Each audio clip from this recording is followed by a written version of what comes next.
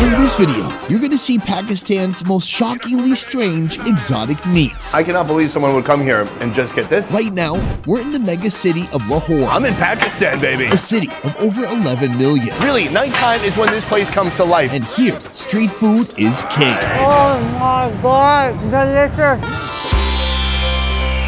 Today, I'm on a mission to hunt down the body parts. The feet are full of tiny bones. The offcuts. Oh my gosh. The offals. This is like game on game. All cooked up in unique ways to create some startling mouth magic. It's like when your life flashes before your eyes, except for this goat's life was flashing through my mouth. It all starts with a hearty breakfast. Good morning from Pakistan. It is day 2. We're back at it. And we're starting with a pretty tricky breakfast. Pretty much before the sun comes up, people are coming here for this. This pot is filled with goat heads, split into 3 parts: the brain, the cheeks, and the tongue. I've never seen it displayed this way, but it makes sense. It's early morning, you can't handle a whole head, so you can choose which head part you want. This heady meat has been stewing in red chilies, cumin, lemon, and liquid smoke since 4 a.m. this morning. Can I see that? All right, cut number 1. This is where? Here? Cheeks. Cheeks. Meet the man behind the meat, Mr. Hanif. He's been cooking goat heads here at Al Sahat Corner Temple since 1963. All right, goat cheeks right here. I don't know if it's both cheeks or one cheek. I do see a dimple though. That's nice. This one is the tongue of God. Oh my gosh. Okay, so here is the tongue. But honestly, it's more than the tongue. Every muscle that comes along with it is in there too. It's gonna be juicy and juicy. There's one more part here. Oh, take a look. It's brain for breakfast. But he's gonna open it up for us. So he takes a knife, he finds the exact right pain points. Olive. Yes, just like taking out some bone marrow, he's pounded out the brain. It looks like if you ride a motorbike with no helmet. In Pakistan, nobody wears a helmet on their bike. It's gonna be like that. Guys, wear your helmet or that's you. This is brain for breakfast. It is one of the most unique breakfasts I've seen anywhere. I love that when people wake up here, they just go metal. This is hardcore early morning food. It's heavy, it's interesting, unique body parts, and I can't wait. Have you ever had brain this early in the morning? Of course, I'm from Lahore. To explore Lahore's most unique meat offerings, I've enlisted the help of a local chef, Rabia. So is this a common thing even for ladies? It doesn't matter if you're a man or a woman. Lahoris love heavy breakfast. Let's jump into it. So we have some bread, we have 3 different cuts of head. On the side here, buttermilk. What is buttermilk? Buttermilk is a fermented dairy drink. Here, they mix it with sugar and beat it until it becomes thick and delicious. Oh, the cream has literally rise to the top here. That is so good and so heavy. Well, we're just getting started. Oh, that's delicious. Starting with cheek. I'm trying to figure out what these bunny ears were. That's the mouth. So I'm literally holding it by the lips right now. It is saying, don't eat me. Get some of my juice in your mouth. So try it out. Oh, that's very nice. It's very pleasing. It has a nice mouth feel. That's something people say who review food. Nice what feel? Coming up next, we have tongue. This is what I mean, like it's not just the tongue. It's also all this connective tissue behind the tongue. That stuff is delicious, and it's different than the tongue itself. Cheers.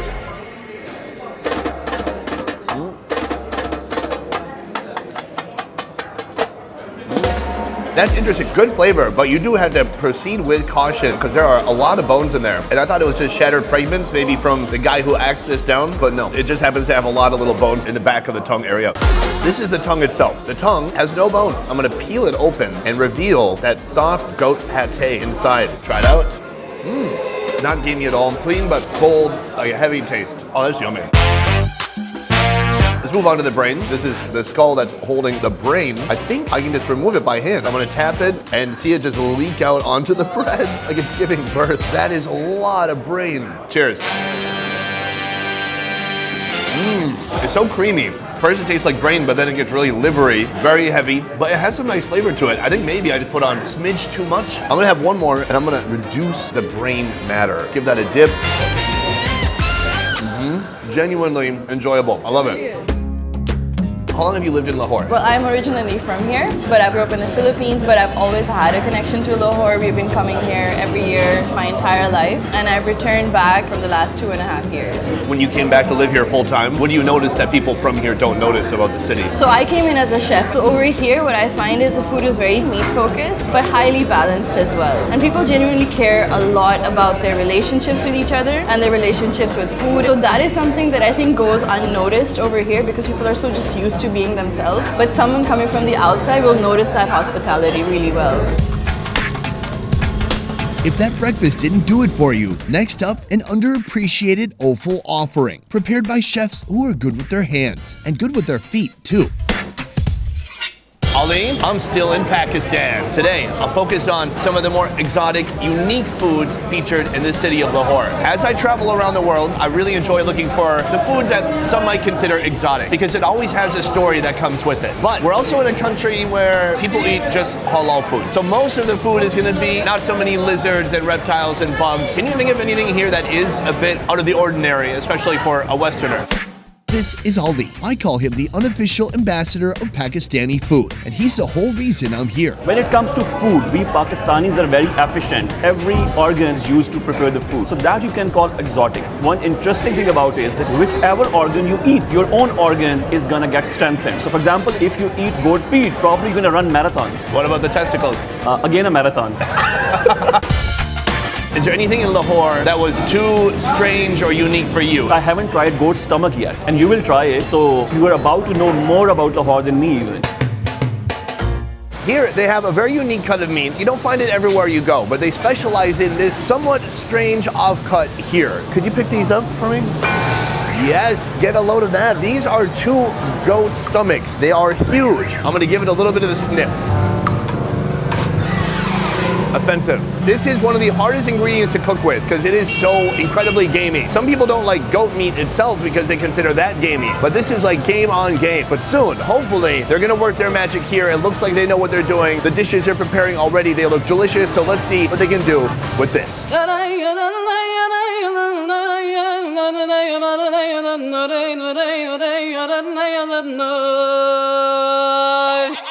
After the stomach is cleaned, it must be cut down to size. And if your hands are full, you could always use your feet. Is goat stomach a common ingredient found in restaurants here in Lahore? This is Zishan Ahmed, head chef here at Arif Restaurant. Not so much, but definitely it's one of those dishes that people make at home really well. The cut down portion stomach is moved to a giant cauldron of garam masala, a spicy broth made from cinnamon, cumin, fenugreek, garlic, onions, and tons of oil. What is good about the stomach? It's really good for your liver and it has really great health properties. That's why people enjoy it a lot. Which is good because I drink way too much. Will it help for then? After 6 hours of stewing, it's ready for the next step, where it sizzles on a skillet with ginger, black pepper, and coriander. The tough part about the goat stomach is the taste is very powerful. So, do you try to cook that taste out of it, or do you embrace that taste? To erase that flavor that is not that enjoyable, these guys wash it upwards of 15 to 18 times. That's really what it is. Whenever you have any kind of offcuts, it's about treating that really well and with respect. So I see that happening over here. All right, I'm excited. I can't wait to try this out. Flipping goat stomach. Yeah, we're really going hard today. And how is it like for you seeing somebody cut with their foot? I think it's good to have 3 appendages at work. Otherwise, you can only cut with 2 hands. I hope in the bathroom it says employees must wash hands and feet. Don't count on it though. We have it here. It looks good. Thank you. Is it just none? It's not none. So it's a non-none. No. I'm gonna start with just stomach. Try it out.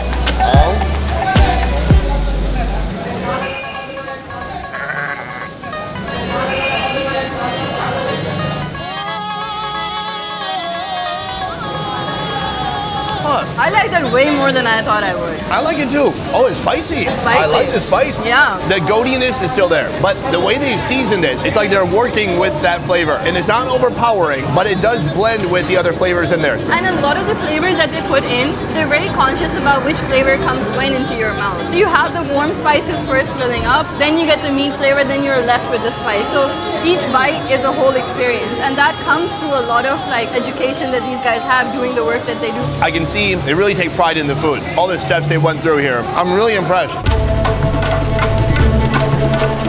This is Lahore. This city goes back centuries, and evidence of its history can be seen and felt everywhere. This is the capital of the Punjab province. It's also the second largest city in this country. The clatter and clamor, the pure raw energy takes me back to cities like Dhaka or Amritsar. The difference is in the details. Henna-dyed hair, Muslim skullcaps known as taqiyya. The call to prayer 5 times a day echoing out from the city's tremendous mosques.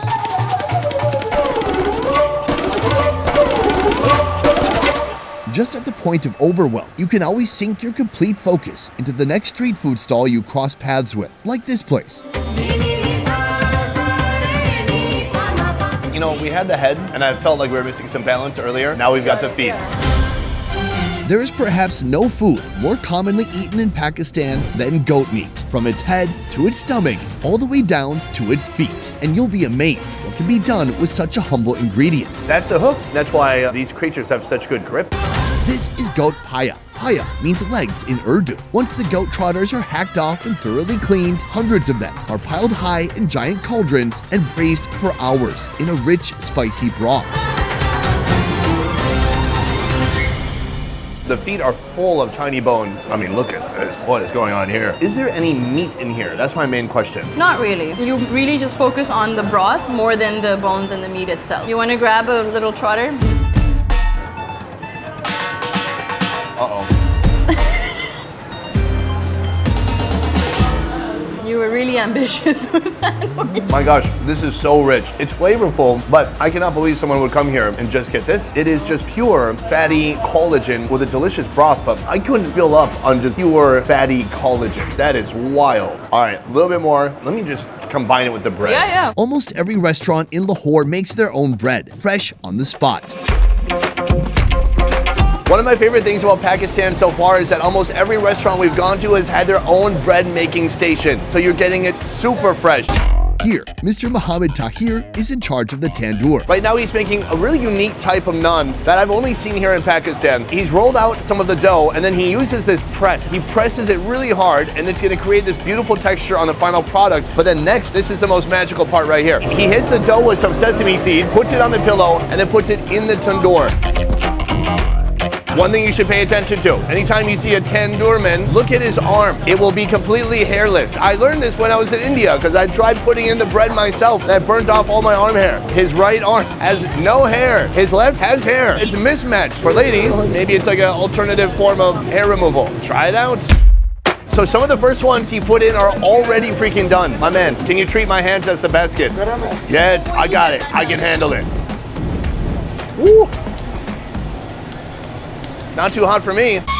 Break off a piece. I mean, this is why they call it breaking bread. Cheers.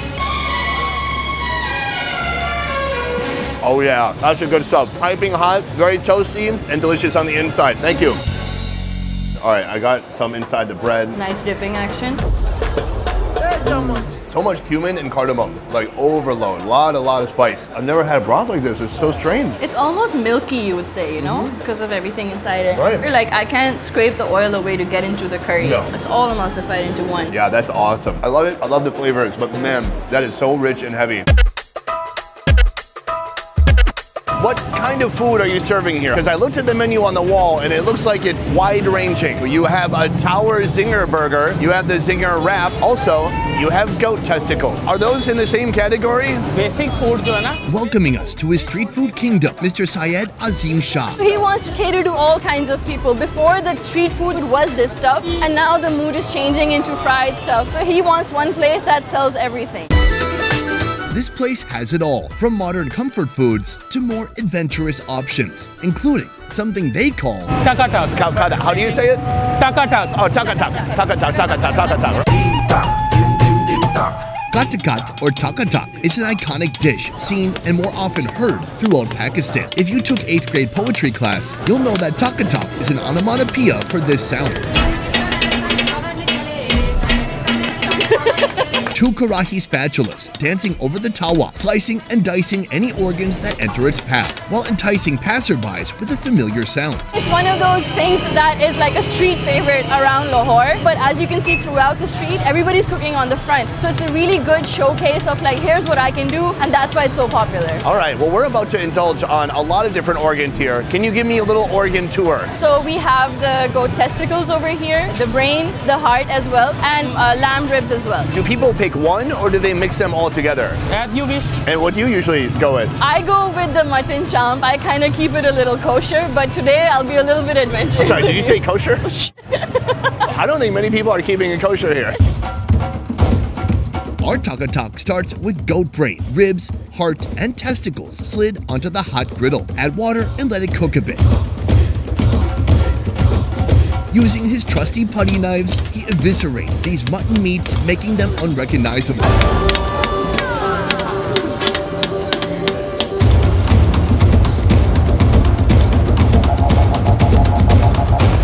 Add ginger, salt, and more water, then steam. On the side, he prepares a tomato paste, green chilies, caraway seed, black pepper, and more. Combine the paste with the meats and add yogurt.